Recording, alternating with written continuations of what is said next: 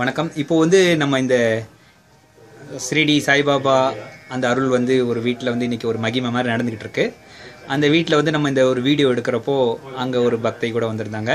So அவங்களுக்கு ஒரு ஏற்பட்ட அவங்களுக்கு ஒரு எக்ஸ்பீரியன்ஸ் வந்துட்டு ஷேர் பண்ணிக்கிட்டாங்க. அதை நம்ம கூட அவங்க ஷேர் பண்ணுறேன்னு சொன்னாங்க.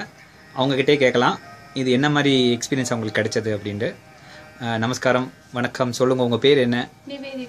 ஓகேங்க. எங்கே இருக்கீங்க நீங்கள்? நான் டிவிஎஸ் நகர்.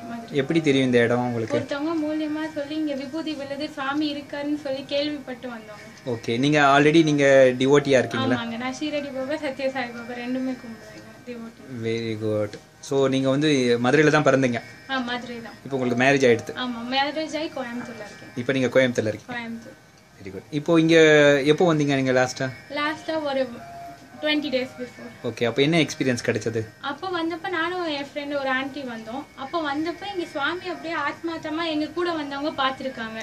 அப்போ நாங்க இங்க கும்பிட்டுட்டு இருக்கோம். அப்படியே கல்கண்டு, பாதாம், திராட்சை எல்லாம் எங்க மேலேயே விழுது. நாங்க எங்க நடந்து போனாலும் கூட விழுந்துட்டே வருது. அங்க ஹால்ல நின்னோம், கிச்சன் பக்கத்துல போனோம், விழுது. அப்புறம் நான் ஒருத்தவங்களுக்கு மட்டும் சாமி இன்னும் கொஞ்சம் வேணும் சாமின்னு நான் கேக்குறேன். திருப்பி கல்கண்டா ட்ரெஸ் ஃபுல்லா போடுறாரு. சோ எல்லாரும் சாப்பிட்டு நல்லா மகிழ்ந்தோம். ஆனா அது சீரியஸா சாமி இங்க இருக்காருங்க. நிறைய மிராக்கிள். ஒரு வாரத்துல நீங்க எல்லாம் சாப்பிட்டீங்க? எல்லாம் சாப்பிட்டாச்சு. நான் மட்டும் சாப்பிடல, எல்லாரும் கொடுத்து சாப்பிட்டாச்சு. Okay, very good. நல்ல ஒரு கண்டிப்பா அவர் இருக்காரு. நல்ல vibration. Very good, very good, very good. அவங்க அந்த அங்கிள் ஆண்டி எவ்வளவு கொடுத்து வச்சிருக்காங்க, சான்ஸே இல்ல. அவங்கனால நாங்கலாம் பாக்குறோமே, அவங்க மனசுதான் இது. இல்ல, இது வந்து அதான் ஒரு மீடியேட்டர் தான் தேவைப்படுறது. கண்டிப்பா சாமி ஒருத்தவங்க மூலியமா தான் வந்து நம்ம கிட்ட சொல்ல முடியும். அவர் டைரக்டா நம்ம கிட்ட அதுதான் சொல்றாரு, ஒரு மீடியேட்டர் இருக்கணும். கண்டிப்பா. ரொம்ப சந்தோஷம் இந்த மாதிரி ஒரு ஷேரிங் பண்ணிக்கிட்டது.